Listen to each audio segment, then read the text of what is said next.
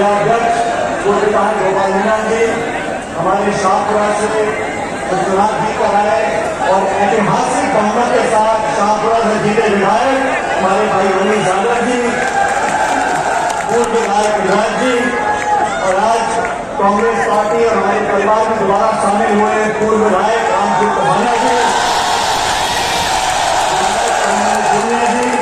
सुरेश मोदी जी, सम्मान्य बिरादर जी, हमारे उम्मीदवार रहे अभिषेक चौधरी जी, मोहन भागवत साहब, इमरान जी, महिपाल यादव जी, उर्मिला योगी जी, रामनिवास यादव साहब, प्रकाश सैनी जी, शंकर सैनी जी, विनोद जाकर जी, एमएस अध्यक्ष, और यादव जी सेवा दल के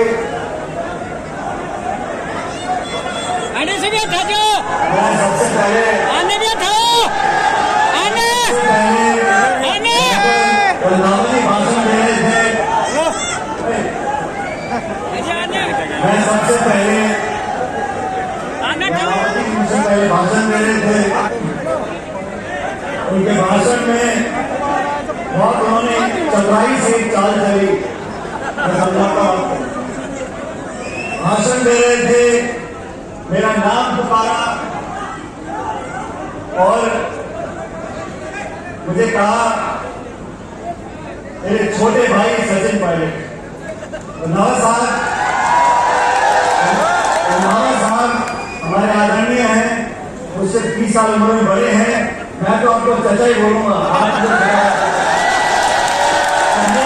चली कि अपनी उम्र थोड़ी कम दिखती रहे और हम सबको बुढ़ापे का दिखे।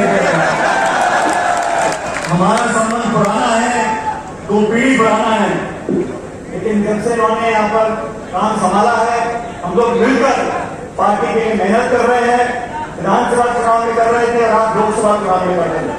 मैं विशेष रूप से दीपेंद्र जी का स्वागत करना चाहता हूँ।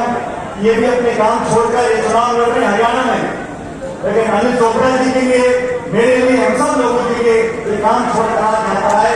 मैं बहुत बहुत उनका स्वागत करता हूँ। जब ताली जाके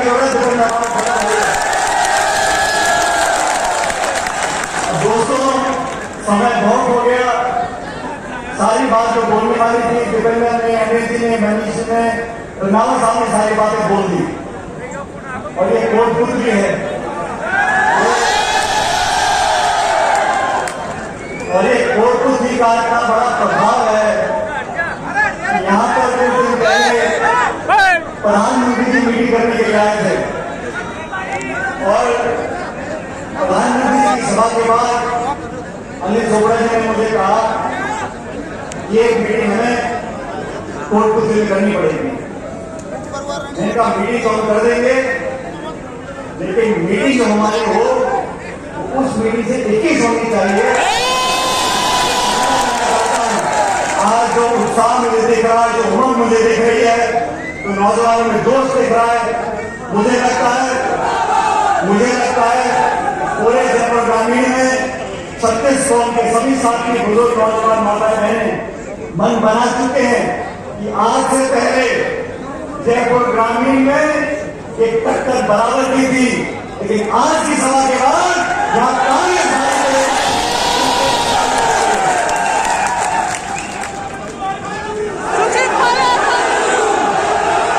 मुद्दे की बात यह है तो देश के चुनाव है, पूरे प्रदेश और देश में लोग बदलाव चाहते हैं।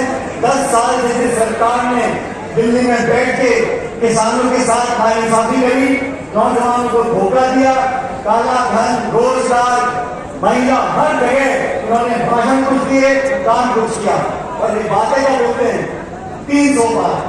पिछली बार 300 पार हो गए थे। 300 पार करने के बाद इन 5 सालों में क्या काम सरकार ने किए? किसान के खिलाफ 3 काले कानून बनाए, चुने हुए मुख्यमंत्रियों को जेल में डाल रहे हैं, जीएसटी लागू कर दिया, नोटबंदी लागू कर दी। ये हाल कब है? 300 पार है और भगवान न करेगा कि 400 पार हो गए, आप सब लोग क्या करेंगे? संविधान की ताक पर संवैधानिक संस्थाओं को नीतिगत तरीके से कमजोर करने का काम कर रहे हैं। सरकार पहले भी बनती थी, बहुमत पहले भी मिलता था, लेकिन प्रतिशत की भावना से दुश्मनी की भावना से, बदले की भावना से, विपक्ष को डराकर धमकाकर कांग्रेस को खत्म करने की भावना से कभी भी किसी सरकार ने काम नहीं किया।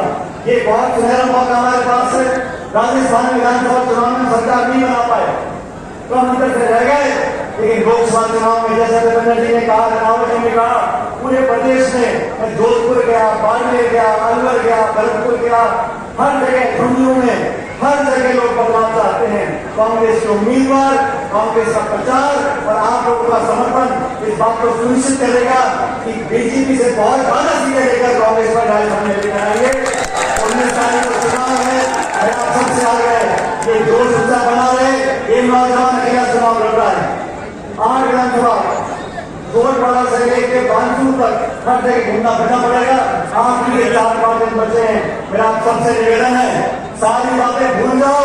ये जो भाषण देते भाजपा के नाम खाती धर्म का, जाति का, बिरादरी का, इन सब बातों को भूलकर ये हाथ का निशान है, बटन दबाकर 19 तारीख को भारी बहुमत से भेजो। धन्यवाद करना चाहता हूँ और आपसे आग्रह करता हूँ, हाथ खड़े कर ये समर्थन का सबको